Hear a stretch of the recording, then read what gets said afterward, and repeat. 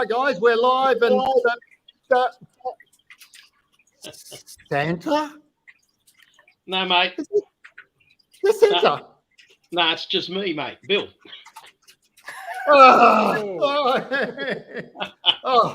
Oh, you were confusing me. My childhood come racing back. G'day, Bill. How are you? I'm pretty good, Craig. Yourself, Todd? Good, Todd? mate, good. All right, guys. This is Aussie Craft Distillers shooting the shit. And for those that don't know, this is our little wee podcast with Luke, the Todd, and myself. And what we do is we talk to fellow craft distillers and people in the industry. And tonight, it's our end of year big bash, and we're honoured to have the man himself, the godfather of Australian whiskey, Mr. Bill Lark. G'day, Bill. G'day, Craig, Todd, and Luke. It's good to be here, mate. Good to be here. Hello. This is awesome that you're here. We've got a lot to talk about, and looking forward to a good session. So let's rip into it, eh? So we'll start with. I was going to say, just before you start, wearing that hat and reminded me of a few years back, I went to China to a trade show, and I set up a little stand just for 3 days giving away whiskey to see what they thought of it over there. Yeah. And all day long for 3 days, all these lovely Chinese people would come up and want to give me a big hug and rub my belly and get their photos. And all the other stall holders are going, oh, not a bloody again. How come you get all the hugs and the bloody cuddles? And I said, I don't know. They're just human. And then at the end of the 3 days, my interpreter guy said to me, oh, Mr. Lark. I said, oh, they're very nice people here in China. He said, oh, Mr. Lark, they are calling you Santa Buddha because of your white beard and your fat tummy. That's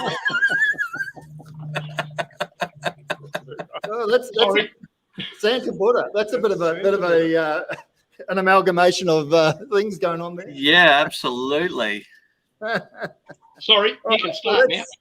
Let's start with what everyone is drinking. So, Bill, what do you got in the glass tonight, mate? Well, just to surprise you all, it's not a Lark or it's not even Tasmanian, but it is from my old mate Dan up in northern New South Wales.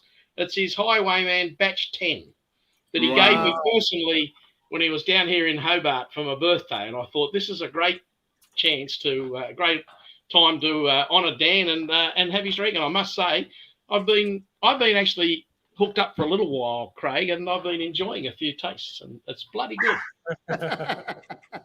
Oh, that's awesome, mate. Very that's nice. Awesome. Prepared, not so much. Yeah, always prepared, not so much.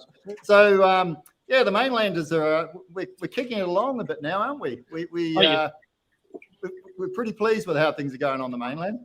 Well, you should be. There's some really good whiskey coming out of New South Wales in particular. Yeah, it's good to hear. We have a bit of a running joke with the Tasmanians. We say there's Australia and there's Tasmania, and there's Tasmania sort of pulling away from Australia, and we're going steady on, boys. The mainlanders are doing okay here. It's all Australian whiskey. I never doubted it, Craig. Never doubted it. Well, okay. So we're drinking. What are we drinking to start with? We've got some Hobart whiskey. We've got some. Sir John Jarvis has sent us some samples, which we're going to be enjoying a bit later on. Beautiful. I really like the way that Hobart do their samples in those little test tubes. Yeah, I think they're great. They are They're cool. not the ones we piss in, is it? Yeah, just hold them up.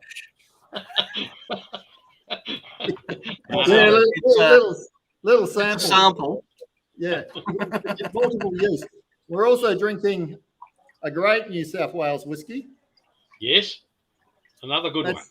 Yeah, that's Bernsey and Michelle, still builders and whiskey makers and gin makers. So absolutely, yeah, go for that. So that's what we've got in the glass, and it's the Tawny, isn't it? We're drinking. No, the Apira. Oh, the Apira, is it? We're on the Apira.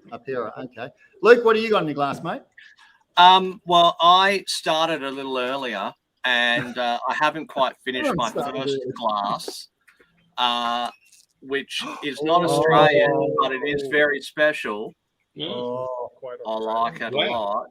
It's the Waterford, which is Irish, yes, but it's bloody brilliant. The Hookhead edition 1.1, which Crafty kindly picked up one of the last bottles that are actually here in Australia. Yeah. Wow. And it's so good. Oh my God. But I am going to be moving on to one of my current favorites, the King Lake. Oh, okay. I haven't tried that. No. Well worth it. Really, really good. Just, I could chug that back all day, every day. Fantastic. Very easy drinker. So that's as soon as I finish my Waterford, I'll be moving on to the King Lake. Yeah, nice.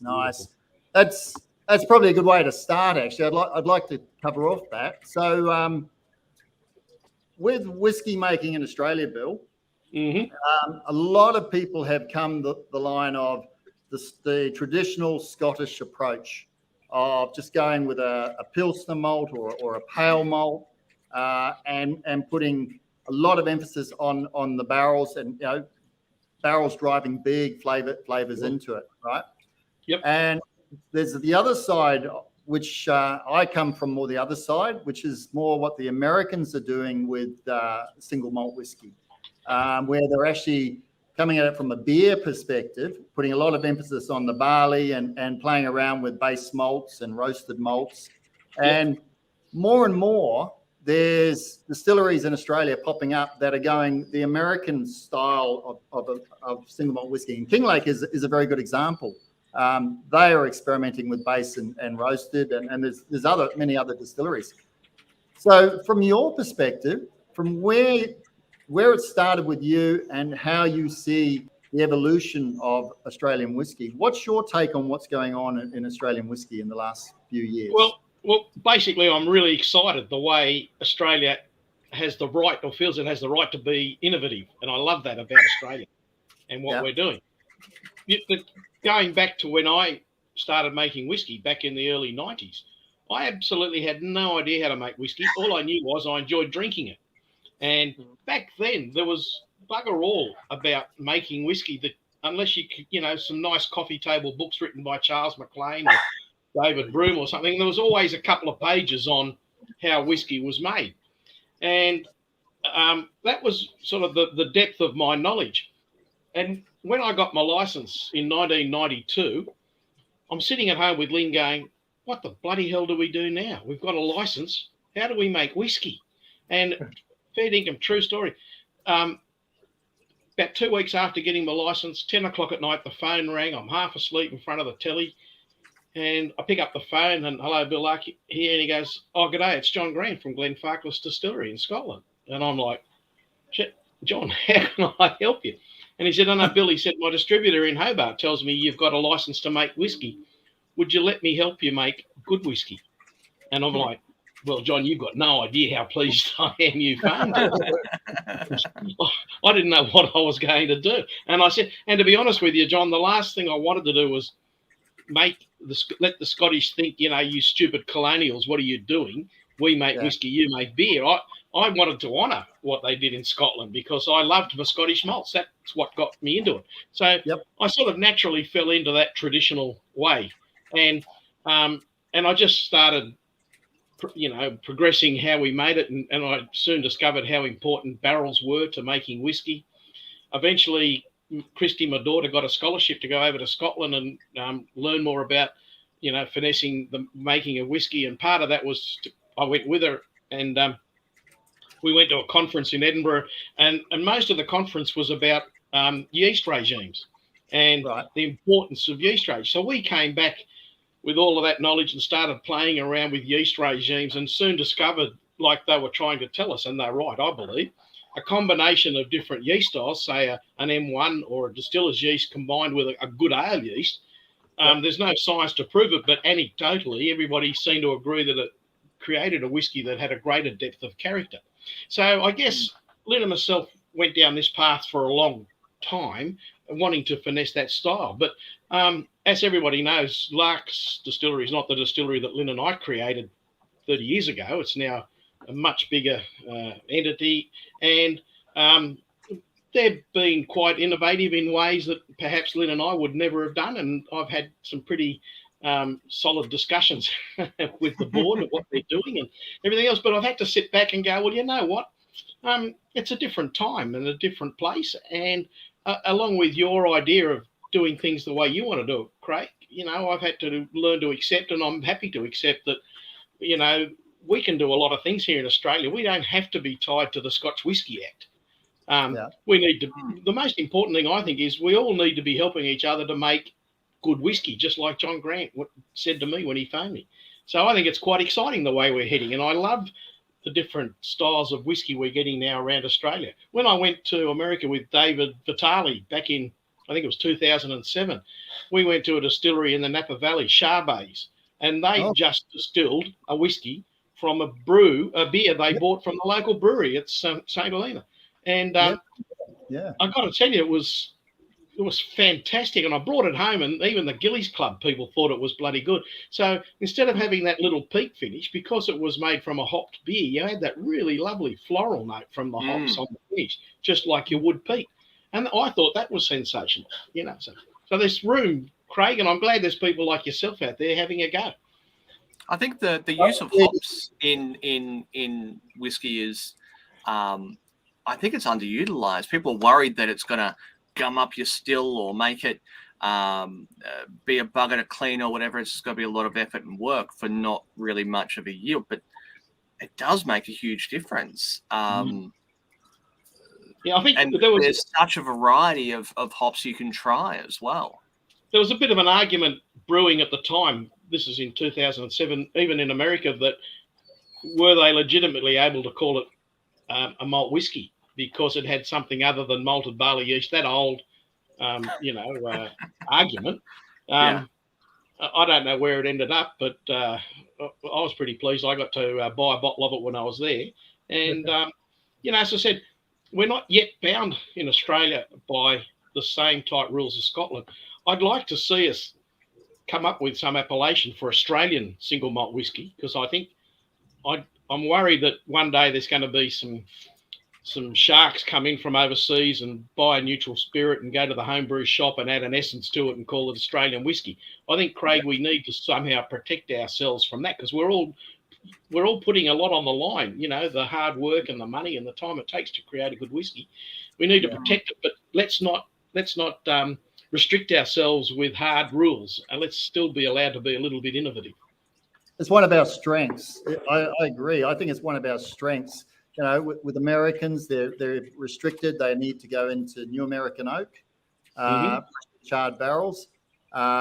Scotland, there's a lot of restrictions. I remember the story about Diageo wanted to use tequila barrels in Scotland because they had a good supply of tequila barrels, and under Scottish law, restricted Scottish law with Scotch, they couldn't do it because there was no historical precedent on tequila, which is fascinating. Because I remember talking to Australian distillers, and they go, "Yeah, we'll give that a crack.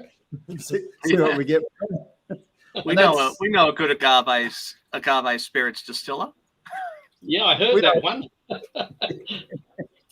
We last week we were chatting with Westland Distillery. Yes. Yep. And Westland for me was one of the most inspirational that put me on my journey. And I remember one point that came up. It was very, very strong in last week, was talking about the sense of place. And Westland, when they started, people were saying, "So when are you going to make bourbon?" And they go, "Well, why would we make bourbon? You know, we've got barley, but we've got some of the greatest barley in the world. It's on our doorstep. Why would we go and get corn when it's in another part of the US?" So they were very much about sense of place. Yeah. And I think particularly Tasmania is very sense of place, isn't it? Yeah, with barley and with water and everything else. You know, that's kind of the moment for me when we decided we were going to try and make whiskey was on that fishing trip with my father-in-law, and any excuse for Max to pull out a bottle of whiskey. We're sitting up near Lake Sorrel, and we just started talking about those very things. Well, here in Tasmania, we know we've got pretty good barley because Bogues and Cascade were now selling all over the world. Our water, everybody believes, and it is. We've got some of the best purest, cleanest water for the most part in Yep. Tasmania, and I just figured the climate's got to be okay. We had those things, so it was sort of natural that we should jump on that and see if we could make a single malt whiskey. Very cool. Very cool indeed. So let's come to where we are right now in Tasmania, and I'm commenting on it from the mainland, and I don't really know the ins and outs of it. But Carlington Mill, that must be a seismic shift in what's going on in Tasmania. Just the sheer size of the operation and the approach. Compared to most of the other craft distilleries around Australia, yeah, it is. It is a seismic shift. But compared to Scotland, it's still a tiny wee little distillery. I think I think the pot still is 9,000 litres, but he'll never fill it more than 6,000 litres. So he'll do batches of 6,000, which sounds a lot to most of us. It scares me. But I've tasted the spirit that's coming out of it already, and it's bloody beautiful spirit. And I've been through this over in Scotland, the thought that, you know, if you're going to grow, perhaps you should just build a whole lot more small stills, because you might not get as good a spirit out of a bigger still. But I remember going to the Cotswolds distillery, Dan Saw's distillery, and I think he had a 6,000 litre wash still. And I was just blown away by the quality of his spirit. And I just thought, you know, I think it's all about the barley you use, or the malt you use, and the yeast regime, and then how you run your still. I think that's some of the most important things.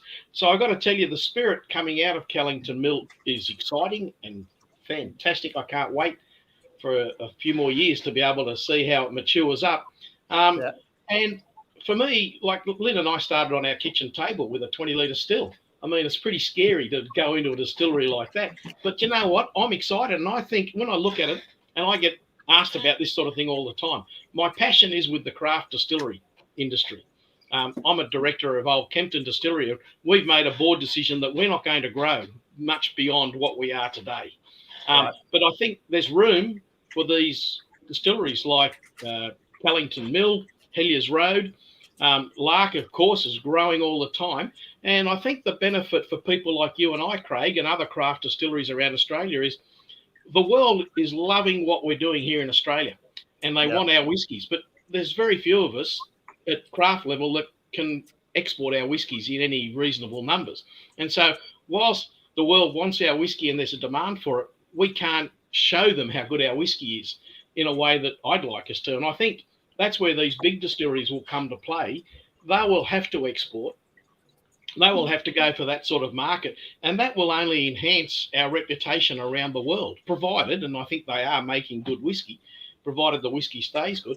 I think there's room for both the larger distillery and the smaller craft distilleries. And we're all going to benefit from the work we do. And John Ibrahim, the owner of Carlington Mill, is a very good friend of mine. And I've got to tell you, he won't put anything in a bottle unless he's pretty damn happy with it, the way we are with our whiskies. And so I think the future looks pretty bright, Crafty. So hopefully we won't have a Foster's equivalent of whiskey then, as the international perspective of Australian whiskey.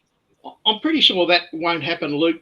Maybe in 20 or 50 years' time, I don't know, but certainly not for at least that amount of time. I know even distilleries like Heliers Road, the chairman of their board, which is made up of a group of old dairy farmers that got together and started Heliers Road from Bettermilk. Leslie, she lives down here in southern Tasmania, and I've got to tell you, they're just as dedicated to making sure they make a whiskey that stands up with the best craft whiskies in Australia. And I know Sullivan's Cove, Lark, certainly Carlington Mill and Sheen have been doing that sort of, that's been their philosophy. So, you know, as I said, by craft standards in Australia, Carlington Mill with a 9,000 litre pot putting 6,000 litres of wash in, that's right at the small end of the Scottish industry. It's not by no means a big conglomerate type operation. And I'm pretty sure John doesn't want to grow beyond that. I think he wants to keep it at that sort of level. It's an exciting time, because just taking your point about the larger distilleries and you know, pushing into export and having supply lines that, you know, that they can back up, it is good for the smaller guys, because what's happening is people are getting exposed to Australian whiskey. I mean, Starwood, case in point, in America, what's happening in Starwood. And what that leads to is it ignites people's curiosity. So they'll try like a Starwood or a Lime Burners or a Lark or something which has been exported and go, that's really good. I really like that. What else is out there? And that's what's good for the little guys. They'll always come looking for those special little whiskies from the smaller guys. Don't you worry about it. That's my feeling anyway, Craig. I'm pretty confident. And so if I was starting all over again, I would start up a little craft distillery, and I would make sure it never got much bigger than that. I would keep it at that level. And, because there's always going to be interest at that unique well, when you travel and I travel, we go and look for those special little distilleries. Yeah. I was saying, I think we take people to their happy place. Yeah. I think that's a big thing with people. When they taste your whiskies and they're enjoying it, and you see a big smile on their face, you're taking them to their happy place. And it's great. The thing with that, Craig, is the people that are consuming your whiskey, they want to talk to you. They want to talk to the makers. Yeah. And you're able to do that. You're on the spot, and as a big distillery gets bigger, people like John Ibrahim won't always be at the distillery. But that's where it's a special moment for people to visit a craft distillery and meet the guy or the woman behind the brewing and distilling. Yeah. Todd's got a saying. Todd and Kathy and my wife got a saying for me, which is less what is it? Too much yap, not enough tap. Too much yap, not enough getting them to tap. Yeah, but I think, Todd, people really do love the yap. Oh, they do. He's just lucky he's got a team around him that just keep doing the tap for him. He's very lucky indeed. So, Bill, how much distilling are you doing these days? Have you got like your little experimental still that you're working on, or are you in the Lark Distillery working the still there, or how much are you doing these days? Look, really, I have to be honest and say very little, but the great position I'm in is that I can actually go out to the shed at Lark and play. I can go to Old Kempton Distillery and play. I'm fairly heavily involved there. We've just built a new distillery there, and sort of I've been involved in helping them set that up and playing with the stills. And my daughter, Christy, she's got a wonderful distillery at Kalara and growing all the time. And my son, Jack, has set up a little distillery and running it for a hotel in Hobart at Battery Point. And I get to play with, I get asked to come and try their whiskey and to be there when they're distilling. And so I have the wonderful pleasure of not having to run a distillery, but play in them. And it's great. I love it. With all those different distilleries that have obviously been spawned from your legacy, really, are there differences between them in how they're in their approach and their style, and why they've gone a different route? There's just kind of a common thread through Tasmanian whiskies. Yeah, but one of the things I never, ever do is try and lead somebody down a path that isn't their path. They have to be able to stand up and tell their story. And if it's their story that they've created, people will believe it. So I'm a great believer in, like, if Jack wants to make his whiskey his way, I let him. I'm happy to go and taste his barrels when he asks me to and see what I think and make some comments. It's a hard job. It's nice after 30 years to write your own business card, brand ambassador or brand ambassador at large. And I'd like to think I'm not just Lark's brand ambassador. I'm happy to be an ambassador for the whole industry. I love the industry and I want to see it grow.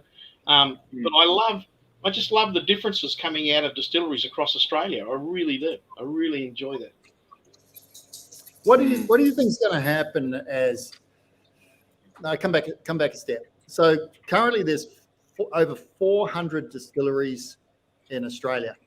Yep. And in 2017, there was 1,000 distilleries in the US, and the population of the US back then, I can't remember.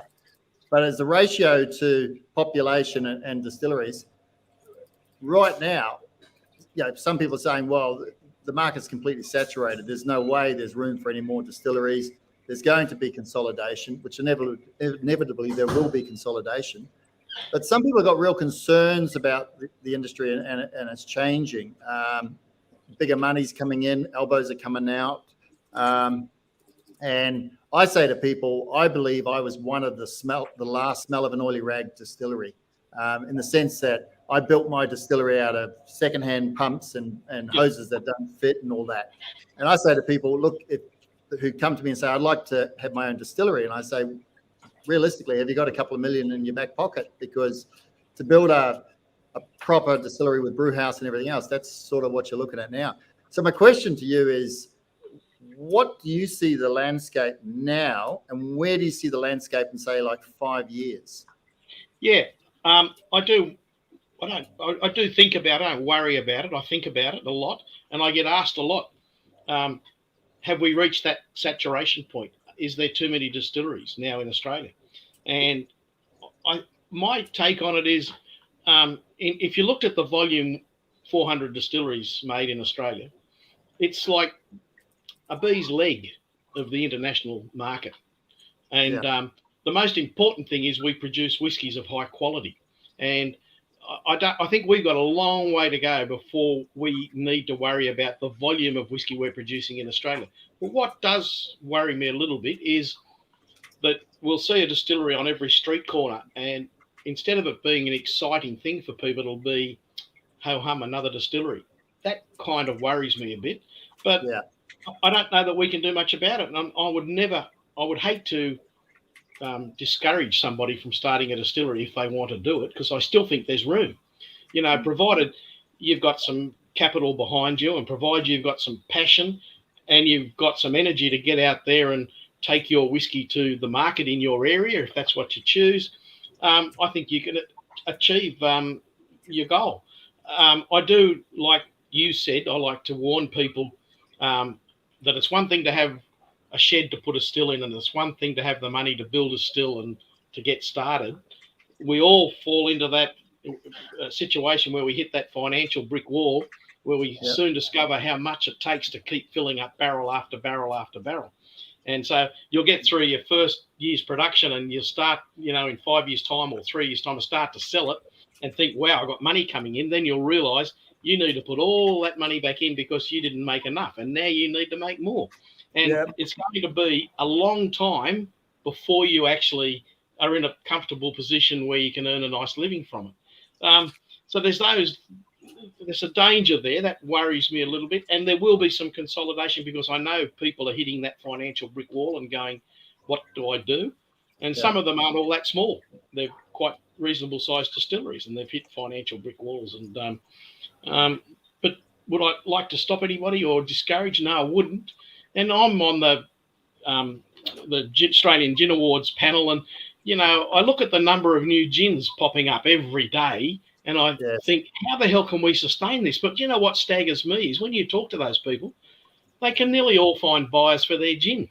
It staggers me. And so right at this point in time, whilst there appears to be a lot of distilleries and certainly a lot of gin labels around, there is still room for somebody to make a gin and go out and find a market for it. It's surprising, but it's true. Looking at the brewing industry, beer brewing here in the inner west of Sydney, certainly we've got over a dozen breweries, and there are more opening up every few months, it feels like.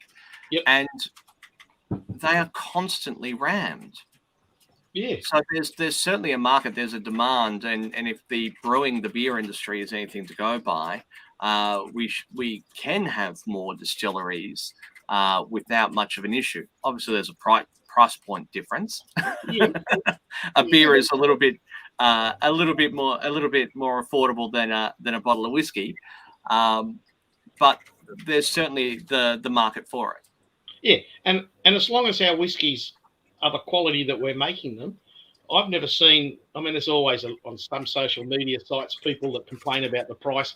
but they're way in the minority, and I think most people are happy to pay a reasonable amount of money for a good whiskey. Absolutely. That's still the case. Again, it's the happy place. Yeah, it is the happy place. Yeah. It's the happy place. I have. Sorry, Craig. Somebody's just asked a question, and it's a good question. Would I class myself, or would you class yourself as a master distiller?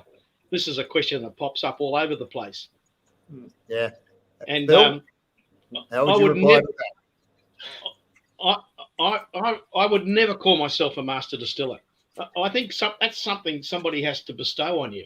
I know if you Google the definition of master distiller, it says it's about a distiller that's prepared to teach somebody how to distill. Well, that's okay.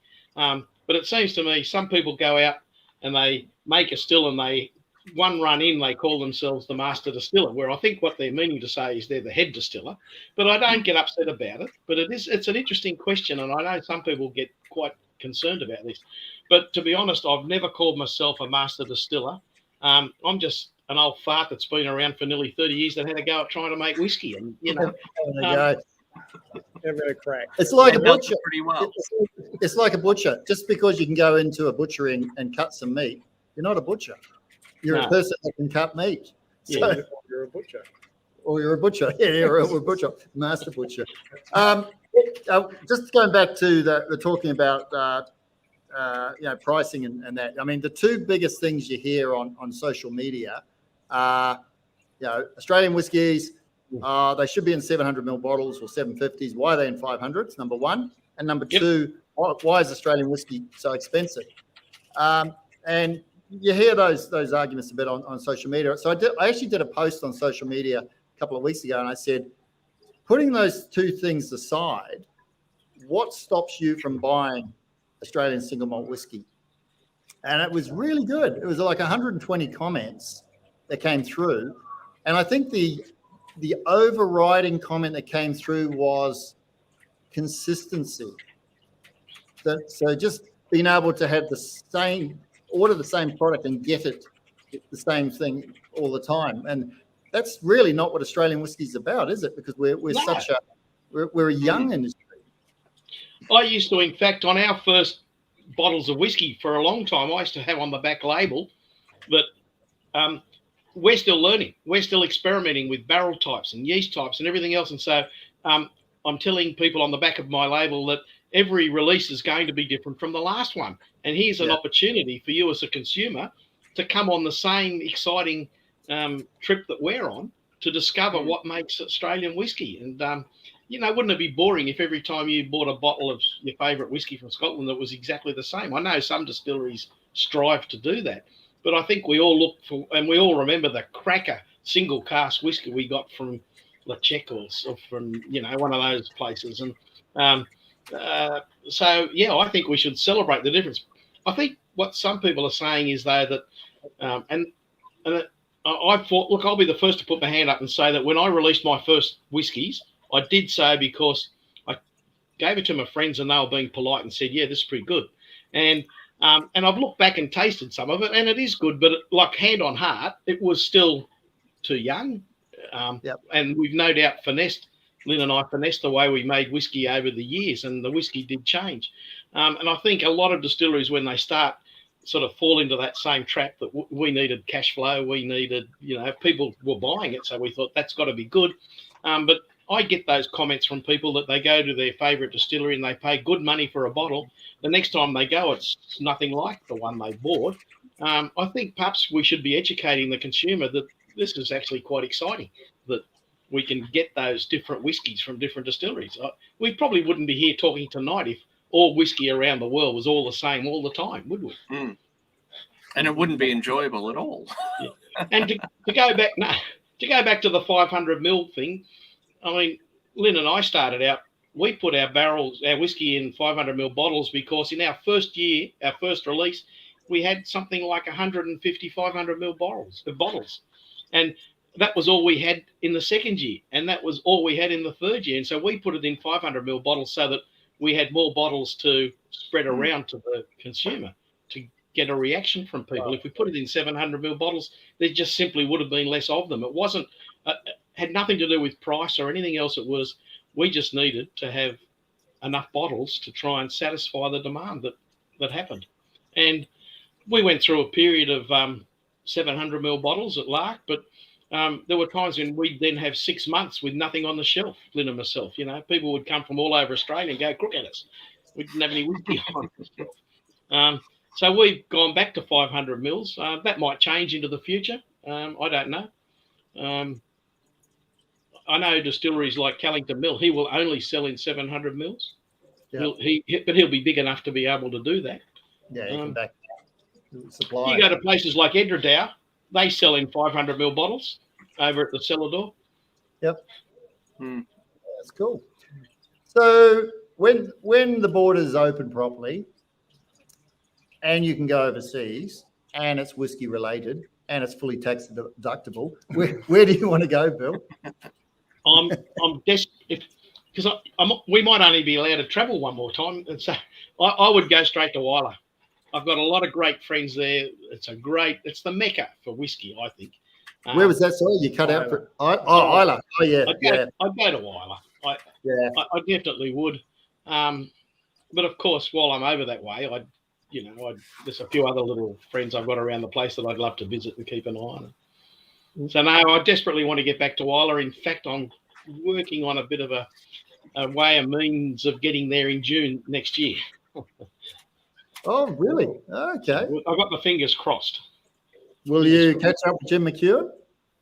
I didn't last time I was there, but I have caught up with Jim a few times, and hell of a nice bloke, and his wife Barbara, daughter Lynn, lovely family, good people. Yeah. Yeah, I've got a connection to Brooke Laddie. Brooke Laddie, early 2000, that's when I started drinking whiskey, and through circumstances, I managed to secure a Brooke Laddie cask that was maturing, and it was a Port Charlotte cask, and it's now 18 years old. Wow! I got a 20% stake in it, and so we're in the process of trying to bottle it remotely right now. So, and I got a good friend, Rachel McNeil, on Islay, and she runs the Islay Whiskey Academy over there, and she's tasted it and working with individuals there. And what I'm trying to do, so before Brooke Laddie was acquired by Remy Martin, I had an agreement with the old Brooke Laddie that I could actually get the barrel once it was decanted, bring it to Australia, and continue the journey with the Brooke Laddie cask. Yeah. And I'd still love to do it. It doesn't quite fit in with the corporate position of Remy, but there's wheels in motions, and we'll see. We may get lucky and get that cask, which would be incredible. Youngie saying g'day to us. Sorry. Yeah. There you go. Youngie saying g'day to us. Yeah, Youngie, how are you, mate? From the cooperage. He's a busy man right now.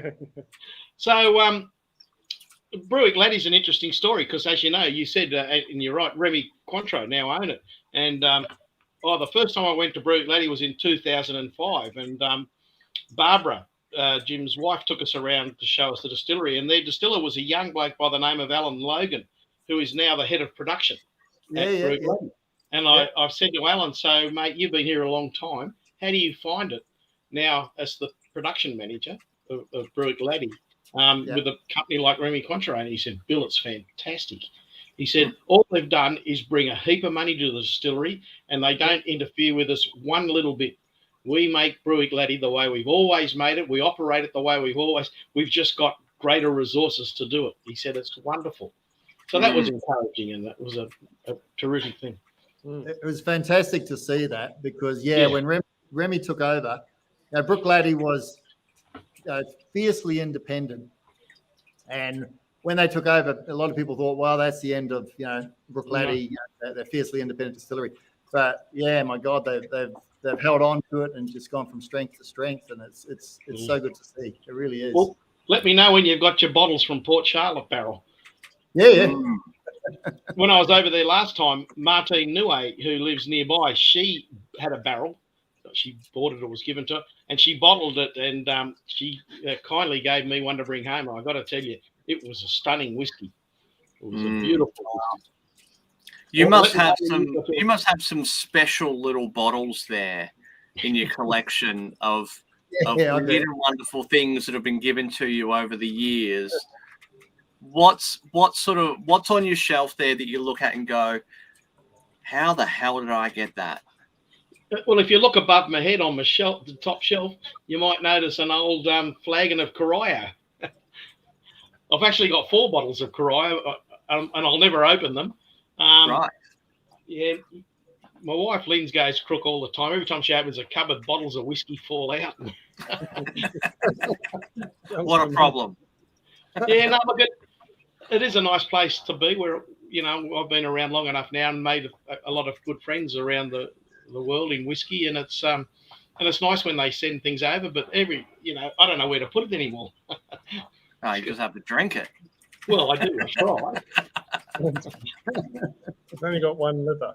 I went to Jim Murray's office once in England, and went to visit him. And I opened the door of his office, and I reckon I must have knocked over 20 bottles trying to get to his desk. The floor, and I'm looking around, going, "Geez, there's some pretty valuable bloody whiskey here too." And he said, "Oh, you think that's impressive? Come down to my garage." And he took me down to the garage. He had 2-car garage, chock a block with stuff that people have been sending him. And some of it, I'd love to get my hands on. Anyway, I thought if I come back in life again, it'll be as a whiskey journalist. Oh yeah, hard job. We've got a question or a statement from Robbie. I think it was more a statement. One of my lucky purchases was I was at Brewick Laddie with Alan Logan, and I think Jim McKeown was there too. They had 3 bottles left of their Yellow Submarine release, and I managed to get one to bring home. I wished I'd got the 3 of them. That's the original now sitting in a cupboard up at Old Kempton Distillery. Wow. Fascinating story. The Yellow Submarine, there's a famous scallop fisherman on Isla. He's my brother's wife's cousin's cousin. So we've kind of got a connection. Anyway, Harold was a famous scallop fisherman. One day out fishing in the Isle of Sound, and he came across a United Kingdom Ministry of Defence unmanned yellow submarine, a spy submarine, and it was just adrift. And so he tied a rope to it and dragged it back into Port Ellen. Phoned up the Ministry of Defence and said, "Oh, listen, fellas, I found your submarine." And they said, "Oh, it's not ours." And he said, "Well, that's a bit funny because it's got your name tattooed on the side." He Googled and found that they'd actually lost another one a few months before, and they're quite valuable, and they were a bit embarrassed about that. So he thought, right stuff, he took it home and put it in his front yard just in the township of Port Ellen, and it became a bit of a tourist attraction. And after about 6 weeks, they phoned him and they said, "Look, it's not ours, but don't tell anyone you found it." So he got straight on the internet and it was all over the world. And then 6 weeks later, they phoned him up and said, "Oh, look, Harold, it is actually ours and we're coming to pick it up tomorrow, but please don't tell anyone." And he thought, bugging you. He got straight on the internet and he had the BBC and he had everybody in Port Ellen to see them come and pick up their valuable stuff. So that was the Brewick Laddie took that opportunity to release a whiskey called the Yellow Submarine. Anyway, sorry. Do you know the sequel story to that? What happened with the Yellow Submarine? They took it away and he thought, stuff them all, and they never even said thank you. And all he ever wanted was a thank you from them. So he thought, I'm going to go salvage rights. And he had a go at salvage rights, but discovered he would have if it hadn't been owned by the government. But because it was owned by the government, you can't claim salvage rights on them. So he never got it. But if you Google it, it's a great story. Well, there's another part to that story. So I think this is about 5 years ago now. It was I always pronounce this wrong, the Whiskey Festival on Isla. How do you pronounce it, Bill? Is it the Fishar or Fisile? So it was a Fisile, and they had I can't remember if Jim McKeown was there at the time. Yeah, he was. And they had a banner. Sorry, they had a covering, and something was hanging, and they dropped it. And it was the Yellow Submarine. Oh. That Brooke Laddie actually bought, this is what I believe, they actually bought the Yellow Submarine because it was sold off many, many years ago. And so they did a second release Yellow Submarine. Oh, I didn't know that. Wow. Yeah, which is highly collectible, like the first one. Oh, I wished I'd known about that. Yeah, that's cool. All right, now let's talk about fuck ups in the distilleries. Let's. Does that Sorry? mean show and tell? You're going to be show and tell things that go wrong. You know, let's give people the real oil. Some of the things that go wrong in the distillery. So, give me your top 3 fuck ups in your shed, Bill. Over the years. I think the first one is down to myself. It was at a time when we were still operating out of our 500 litre still that used to be outside Christie's bedroom, but it was now in at the cellar door site in Hobart where our cellar door is. And I used to come in at 5 o'clock and I'd pick up 1,200 litres of wash from the St Ives Brewery just down the road, and I'd bring it in and I'd fill up the still, and then I'd pump the rest into some vats so I did 3 wash runs every day for 3 days and then a spirit run. And I'd been doing quite a bit of it for a while, and I was just getting really tired. I was filling up the still one day, and I'm sitting there and I'm thinking, now that's a funny noise. I've not heard that noise before. What's that noise? And I'm looking around, I'm thinking, no, I don't know. And I looked down, just as I'd about run out of wash to pump in the still, I'd left the drain open on the bottom of the still. As fast as I was pumping it in the still, it was going down the bloody drain. Oh, shit. We're so paranoid about that. We triple check everything here.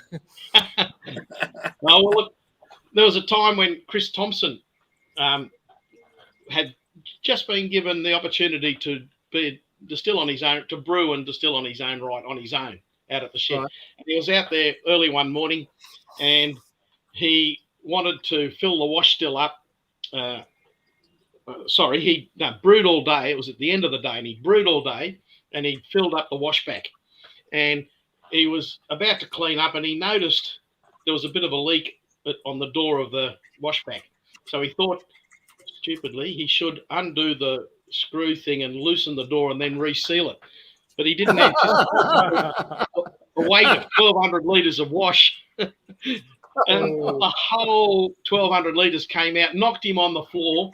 So he's covered in sticky, bloody wash. Lost a lot. And he's pooping himself. He was too scared to phone me up, and he finally worked up the courage to phone me. And he told me what happened. He was really worried what I was going to say. And he got really pissed off because all I could do was laugh. I could just picture Chris on the floor. I said, don't worry, Chris. I've chucked it down the drain when I'm half asleep. I said, at least I didn't chuck it all over myself. So things do go wrong, as you know, I'm sure. Yeah. Show and tell. What do you got? What do you got? So I was going to show you a specific apparatus, but like on the day that this particular thing happens, I can't find it. What is it? We're going to show. I'll show you something else. So we're going to go for a little walk. Oh, are we? Yeah, well, you're not. This is unrehearsed. This is very unrehearsed. So we're walking through the shed here. I'll just show you our mash tun. Oh, now they're going to drop out, aren't they? So this is. We dropped out. All right. Maybe. Once you're there, stay still. Yep.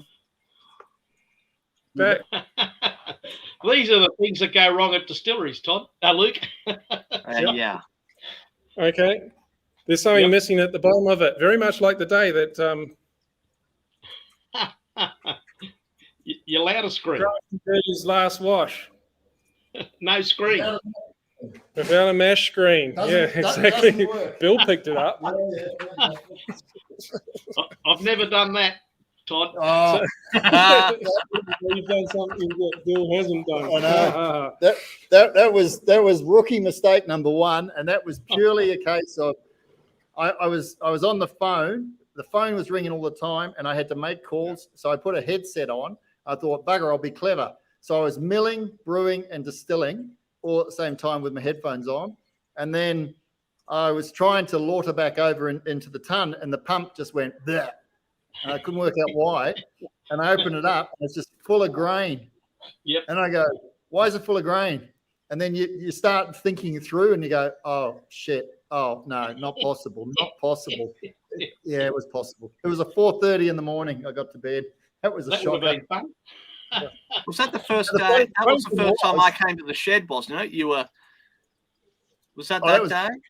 Oh, that was, we had to get the plastic spoon pushing up the spout because we had a blockage. Yeah. It's the things you do. We can But laugh the funny about it thing is, now. I put everything on social media. I mean, our brand is humanizing the art of whiskey, the good, the bad, the ugly. Sure. And I get Yeah. distiller mates bring me up and go, why do you tell people shit like that? So Well, the that's reason your why I son. think- We the all make reason why I'm mistakes. telling people about this is because it's showing a big step change from when I first joined the shed. Ah, So if this happened on day one, Crafty would have been sitting in the corner, sucking his thumb, rocking backwards and forwards, going, I don't know what to do. But he was able to pretty much by himself, was Oh, able to almost. work out how to get it out and save the wash. So well, there you go. Very good. Here. I actually pulled out 50 allows too, so I was quite impressed. And surprisingly, Oh, so he did a good wash. You didn't totally waste it. That was good. Yeah. No, No, oh God, no, there's no waste here. Good on you. The wonders will never cease. So I've got another question. We're out at Mudgee Markets, what, 2 weeks ago now? 2 weeks ago, yeah, And this young guy, what, mid-20s, turned up mid-20s. Yep. absolutely full of life, bouncing around, basically stopped the market as he came up to our stand. There's a guy called Jesse. And Jesse's probably watching tonight, and if he's not watching tonight, He should be. He should be. he'll be listening to this podcast later in his shed. This guy is really passionate in the art of distilling, and Okay. I wanted to ask you a question on his behalf. If Yes. you're a young guy wanting to start off, how would you go about trying to get into the distilling? It's a good question. I get asked that a lot. And if I was a bit younger, I wouldn't mind having another go myself. But I would decide to stay at a small craft level, servicing a local community, and so I would hopefully be in a place where I had a good opportunity for visitors to come to my distillery, and I would keep it at a certain level where I could sell everything I make at full retail margin, but allow myself the luxury to be able to wholesale a little bit to places, commercial places in my vicinity, and I wouldn't get any bigger than that.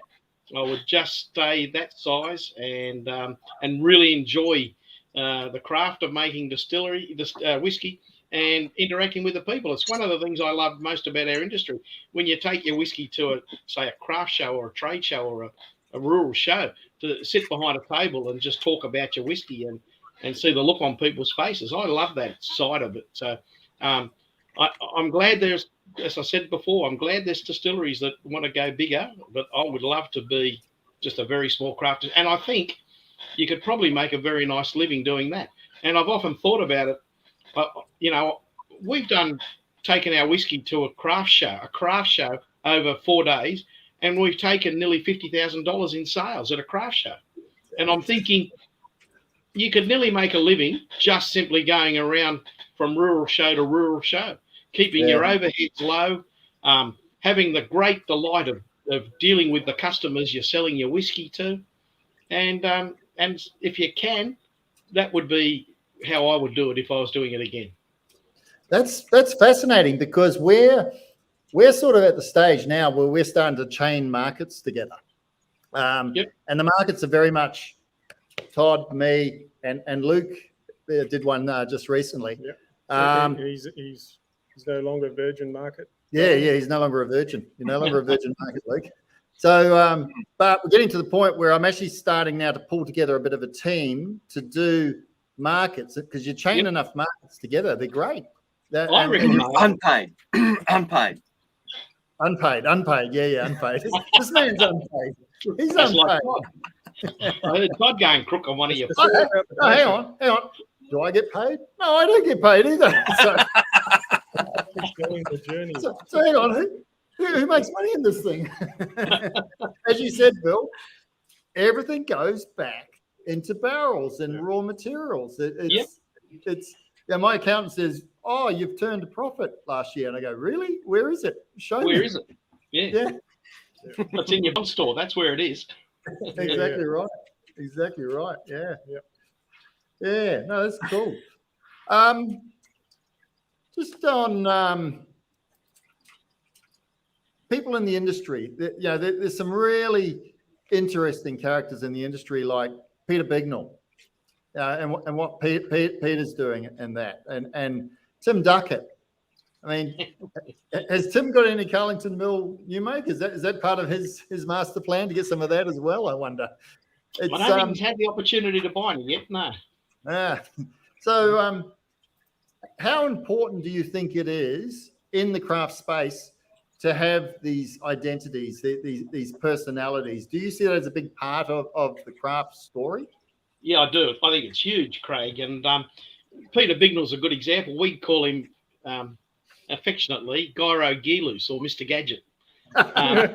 You know, go Gadget Man, because he like Peter will turn an old broken down bloody tumble dryer into a peat smoker. You know, his distillery looks like Steptoe and Sons bloody junkyard, and you take people there and their eyes are rolling around in their head, and you're thinking, I wonder what the hell they're thinking about Peter and this and the stories he tells. And I go, well, come on, it's time to go. And everybody goes, well, hang on a minute, Peter, can we buy some whiskey? And they fill their arms up with his whiskey, and they come outside and they go, wow, wasn't that fascinating? Isn't he a character? They love it. They really do love that sort of thing. So, people like Peter Bignell are really important to our industry. He humanises it. You talked about that yourself earlier, the humanising aspect of it. And Peter's one of those sort of. Tim Duckett's a huge character. You know, he likes to be controversial, and but Tim enjoys people taking the piss out of him. He's happy about that, and he's a great character. He's been wonderful for our industry, and it's great to see independent bottlers showing faith in the distilleries. And I always tell people, if Tim asks you to go down to his bond store, be very, very careful. Don't drive down. Get an Uber, because you'll never get out. You certainly won't be driving home. Okay, question about the evolution of Australian whiskey. And I remember talking to Darweed from Ostra Distillery years ago about the concept of a day will come in Australia where Australia will make blended whiskey. It will be grain, and it'll be malted whiskey coming from different distilleries around Australia. That's a very real proposition, isn't it? Yeah, it is. Australian blended whiskey. Look, it is. When I started, I looked at those things. I mean, I used to enjoy Famous Grouse and Bells and all those whiskies in my younger days too. But when I thought I'm going to have a go and see if we can make this work, I quickly realised there was no way in the world I'd be able to produce a blended whiskey and be able to sell it, to afford to be able to sell it at the price you could buy a good blended whiskey for. I mean, blended whiskies, come on the market at a pretty reasonable price because they just simply make truckloads of it in huge continuous stills to make their grain spirit, and they can afford to put it out. And so I thought I could never compete against them. But so I started looking at single malt whiskies from Scotland, and in particular single cask, because for a long time we only ever released our whiskey as single casks. And I looked at the price of a single cask, single malt whiskey from Scotland, and I thought, I did my sums, and I thought, well, you know what? I can come onto the market at about the same price and make a reasonable, profit to keep going.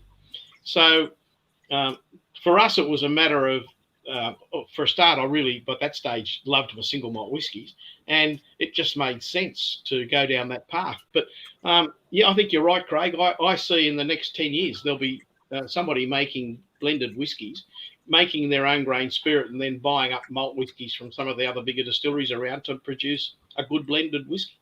That'll happen. It will happen. I mean, you're starting to see, Starwood have done Twofold, which is simply a grain spirit with their malt.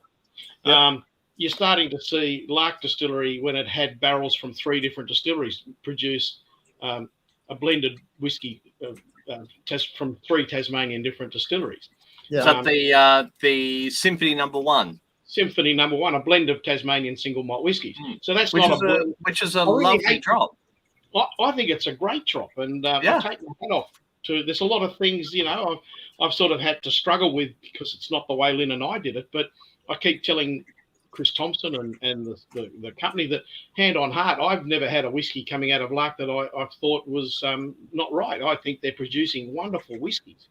And so, look, yeah, I can see a day when it will happen. And I mean, I was given a bottle of Royal Salute by a pretty special guy from Victoria that I think Royal Salute had only ever, Chivas Regal had only ever given away 2 private barrels, one to Prince Charles and one to this other well-known Victorian chap.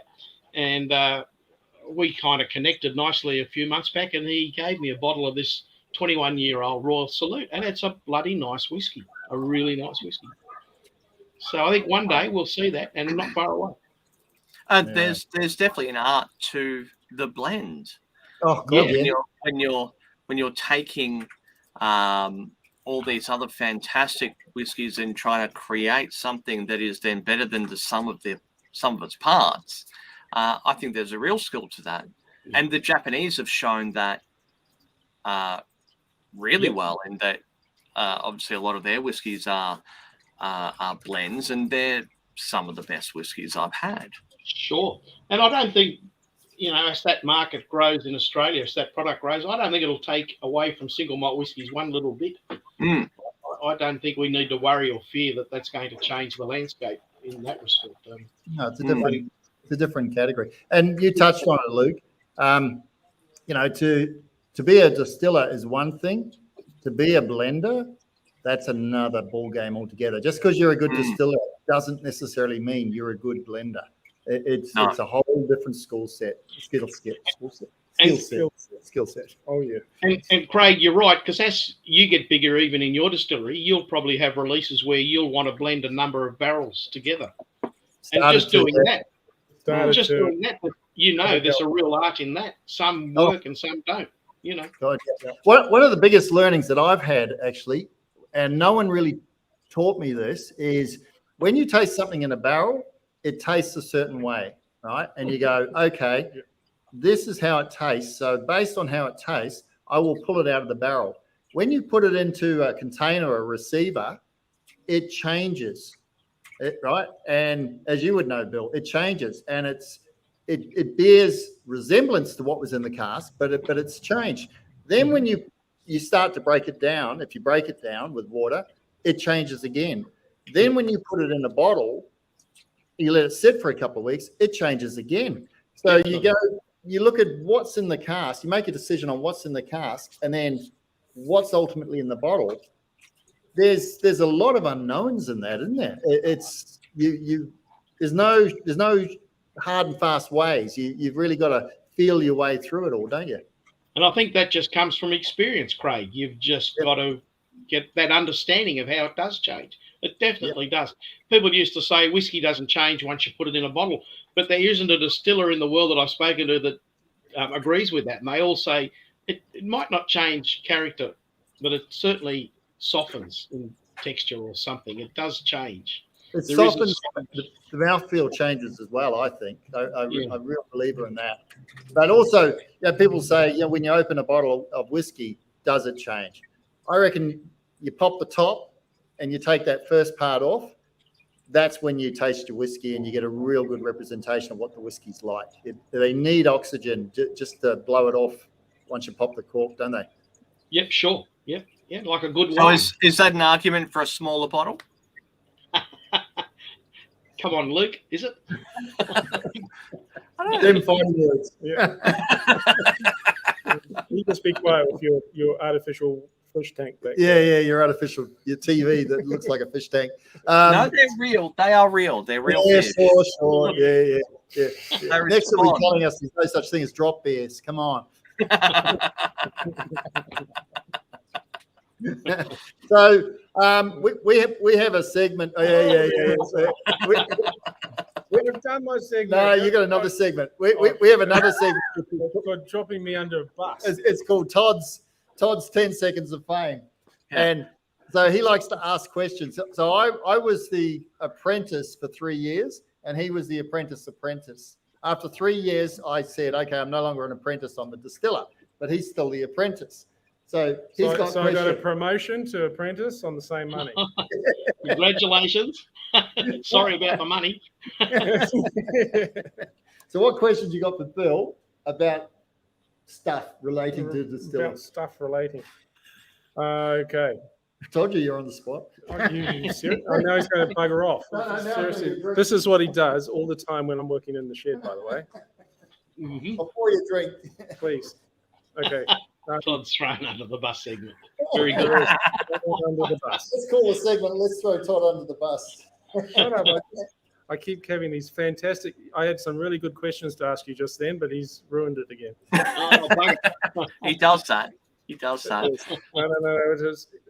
Well, while you're thinking, I've got one. Okay, so here's one. All right, go for it. What was your biggest learning when you first started that you feel that would be helpful for others?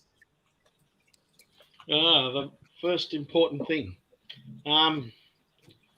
Look, it really was certainly don't underestimate the importance of a good barrel. That was the first thing I learned and spent a lot of time playing with, just how important a barrel was to making whiskey. Yeah. And don't get tired when you're filling up your still. Don't fill up your still with True. the good one. Yeah, I think, and the other lesson that really is important one for somebody starting out is, you've really got to be true to your passion to want to make good whiskey, and don't be afraid to say this isn't right. And I'm not going to. Lynn and I made a promise to each other when we started. We would never ever put anything in a bottle unless we were 100% happy that we'd love to share it with our best friend. That was sort of our criteria. And I think that's an important message for Australian distillers, so that if we can sort of follow that creed, we're all going to help each other and we're all going to grow together really nicely and grow the industry. Also, what I think an observation of our conversation is you, all the way through, you've never said I. You've said Lynn and I. Yeah. All the way through. So it's been a real partnership between you. Oh, gosh. Yeah. Look, it has.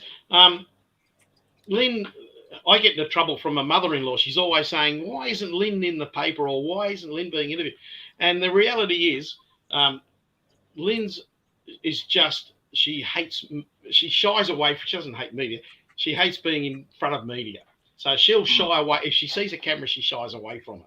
And so, unfortunately for her, I get pushed to the front, and it's all about Bill Lark and The Godfather. And I purposefully mentioned Lynn because without Lynn, Lark Distillery wouldn't be what it is today. Lynn, I used to like fluffing around with the whiskey, but we had for a long time a fantastic gin and the bush liqueur and apple schnapps. Lynn has developed all of those products and been instrumental in distilling in her own way and her own. Like I would say Lynn is a master distiller, and she's very clever at what she does in making products. The other great thing about what Lynn did I used to love just fluffing about, and Lynn was in the office always keeping an eye on how much money I was spending and making sure we didn't go broke. And Lynn was very good in many, many ways in helping keep the business together. So, yeah, look, it has been an absolute partnership from day one. The thing I have to say, though, is when Lynn came up to the lakes that day that I was drinking whiskey with Max and we said, why isn't somebody making whiskey in Tasmania? Lynn turned up right at that moment and she said, I don't know, but why don't you give it a go? Let's give it a go. So Lynn has been supportive from the very beginning. The one thing she said to me was, though, because Lynn and I were involved in a ski-filled pub up at Ben Lomond. We had shares in a small farm down at Mountain River.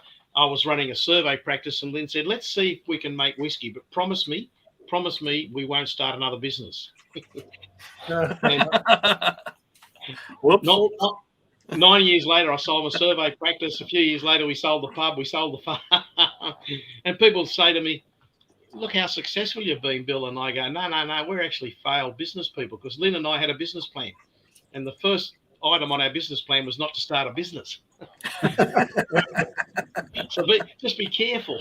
Be careful Yeah, what look, you wish for.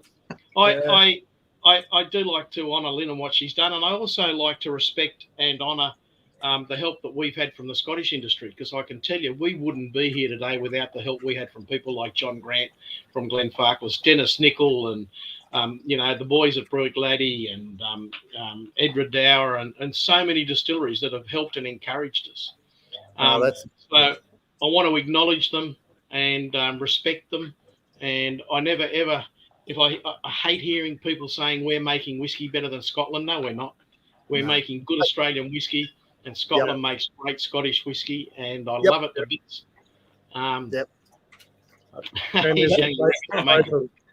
Sorry?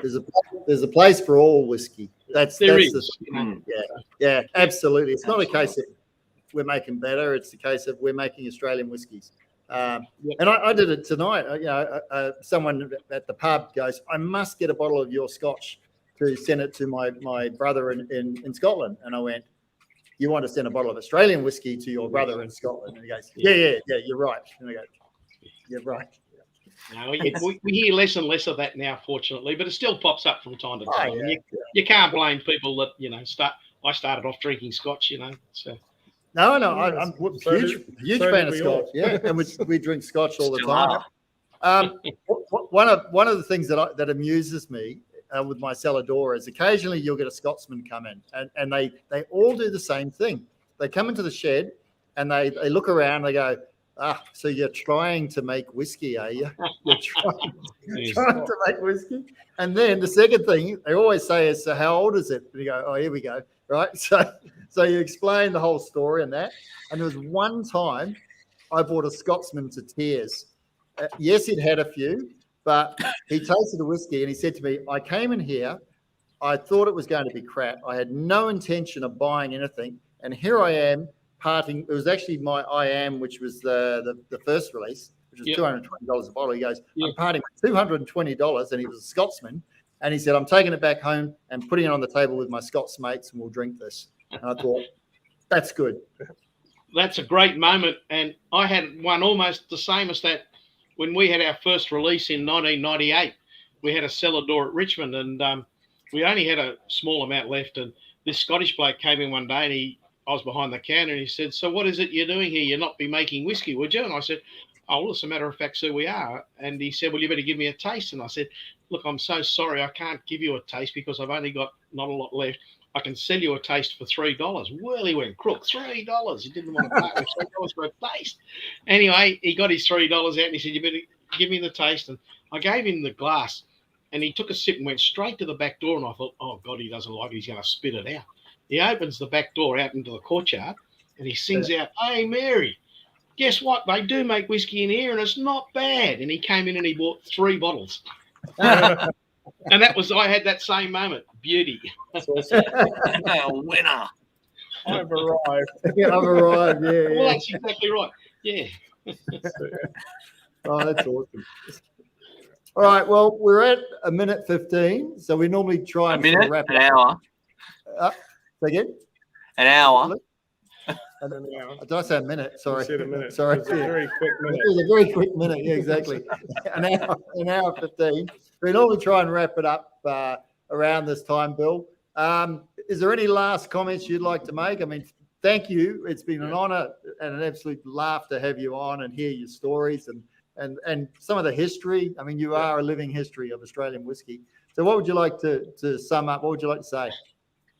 I'd just like to say how proud I am of, we get a lot of recognition for being the grandfather or the old fart. And it's only when you've been around as long as I have, people start giving you those sort of names. But I can honestly say to you too, Craig, that the Australian whiskey industry wouldn't be where it is today, not without me, but without all of the wonderful people like yourself and all the other great craft distillers I know that have shared in that passion and wanting to produce a bloody good whiskey.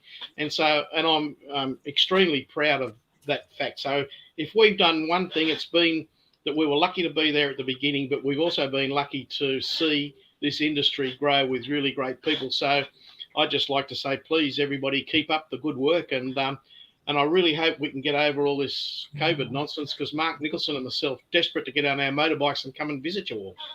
That's our dream. We're looking forward to having a dram with you too. Yeah, we've got some good riding country out here. Yeah. I believe so. Yeah. Absolutely. Well, thanks again, Bill. No, pleasure, and it's been fun. I've really enjoyed chatting. It's one of the things I really like about this industry now, Craig.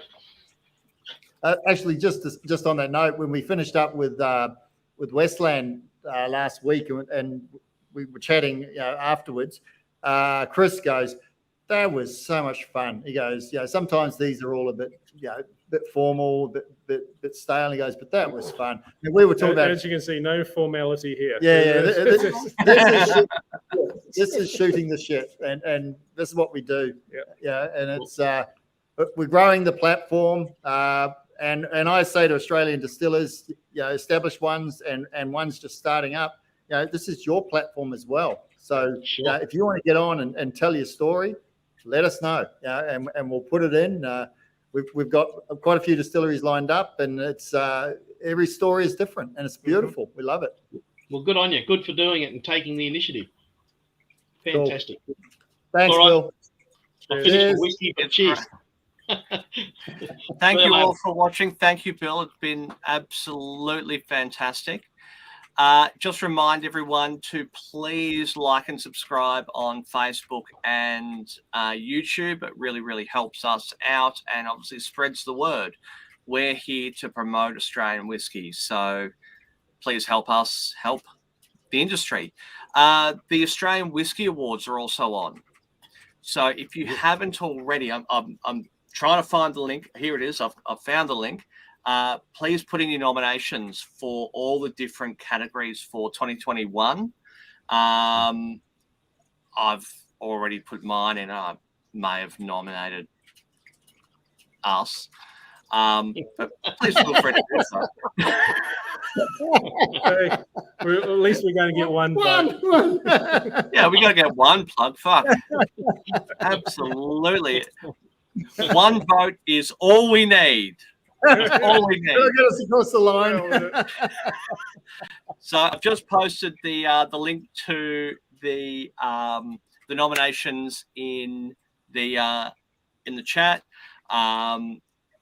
Please nominate your favorite distillers. It's a great chance to put your voice to who you're loving and who's doing great things for the industry.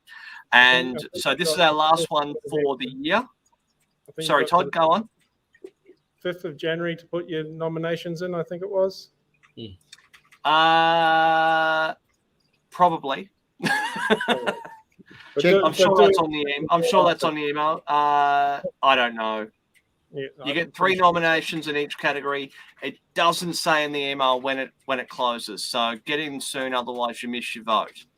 Vote, people, vote. It's your democratic right to vote. And have some fun. Have some fun, absolutely. So this is our last episode for 2021. We will be back in the new year. I don't know, Crafty, if you already got our first one lined up. Yep, Cameron signed. signs. Yep, Cam's coming on in January, which is going to be pretty awesome. And then another cracker. And then Mr. Nick Hope, who's actually on the screen now from Dusty Barrel. So Dusty Barrel's not been around too long, and it's going to be good. So yeah, it's we got some good ones lined up. Yeah, beautiful. Oh, that's great. Well, I hope everybody has a beautiful festive season, and I'll see you all sometime. Thanks, Santa. I've got a chimney. I'll be waiting. Yeah, all right. Thanks, guys. Thanks, guys.